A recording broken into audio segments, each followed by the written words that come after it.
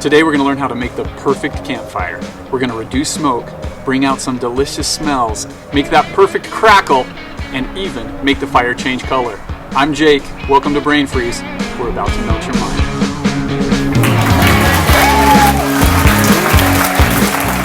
It's camping time here in Utah, and I want you to become that rugged outdoorsman you've always wanted to be. So let's put on our lumberjack shirts and let me teach you how to make that campfire that's going to impress even your manliest of friends.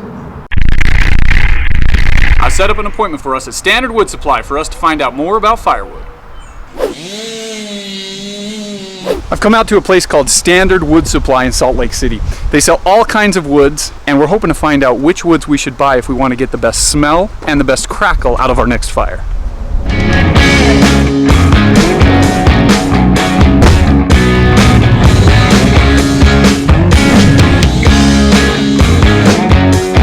We're here with Kelly from Standard Wood Supply. He is a wood expert. I've heard that there's some woods that actually have different smells. One of our most popular woods is the pinyon wood.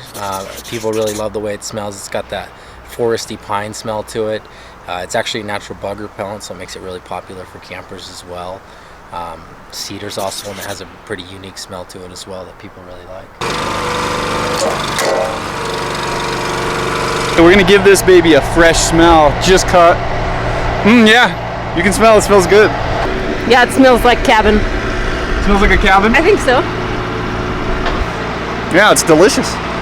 Is it delicious? Is that how you say it? No. I don't know, it's sweet. Unless you're gonna eat it. It's woodsy. Don't judge me, but sometimes I've been known to watch that Netflix fire channel. So if I want to have a really crackly fire, what would I get? You definitely want to go with the cedar. Okay. Has a lot of spitting and popping. People like the ambiance, especially sets the mood. Just kind of for people like yourself that really like that, help you relax. It's good stuff. You know, a lot of times fires are really smoky. How can you reduce the smoke in your fire? Mostly if your piece of wood's really dry, it's going to help reduce the smoke. If you get something that's more wet, it's definitely going to cause more smoke to come up. So that's the big thing. Other than that, it's really not much you can do to control it other than just the dryness of the wood. All right, cool. Do you think smoke really follows beauty? I don't know. It follows me, so I'm not sure about that. We'll have to test it today. We'll light up a fire. We'll see. I'm pretty sure it's going to follow me around, so we'll see. Kelly won't be there, though. Yeah. Oh, I guess we won't get to find that out. Sorry, guys. Maybe you can show us around a little bit, and we'll pick out some wood and go back and test it ourselves. Sounds good. All right, cool. Thanks so much. Appreciate it. All right, lumberjacks. Here at Standard Wood Supply, they got all sorts of logs. Imagine throwing this baby on the fire. I better set it down.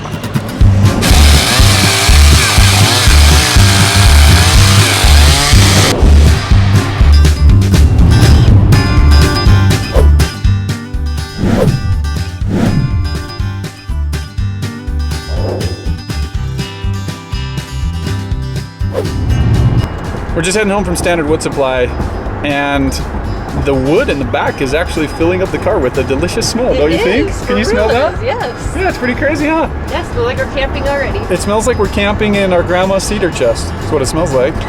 It's like a combination of pine and cedar. I don't want to camp in your grandma's cedar chest.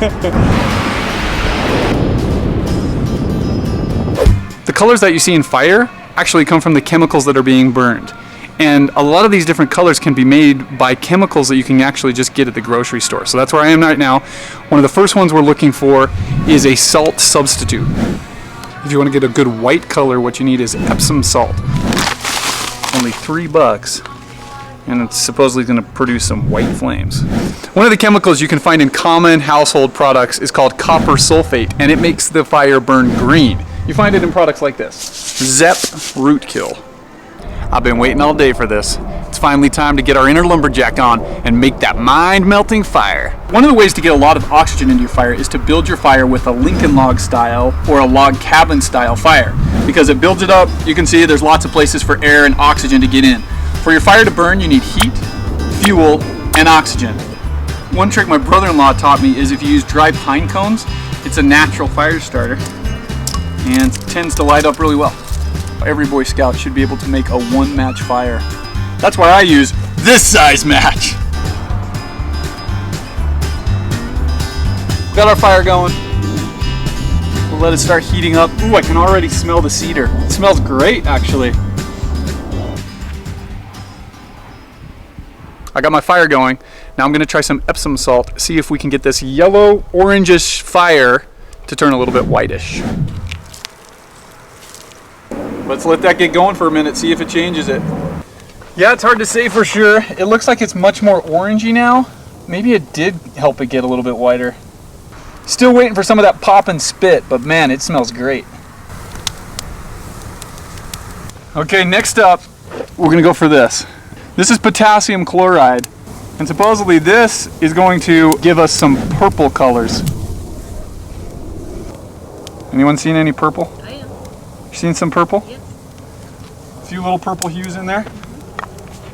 I don't know how well that one worked. So we're gonna try this one. This is our copper sulfate. This should give us a green color. Oh, now we're talking. That one's great. This one works. Look at this. Let's make this fire green, huh?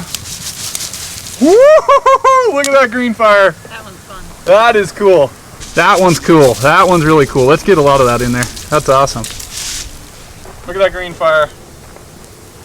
I have to say, out of all those, that copper sulfate was definitely the best, and it continues to give us some good color. But if you don't want to go shopping around for all those chemicals at your local grocery store, you can just go onto Amazon or go to Walmart, and they sell these things called funky colored flames. They're just the exact same things that I picked up at the grocery store, but supposedly they've got them all bundled into one.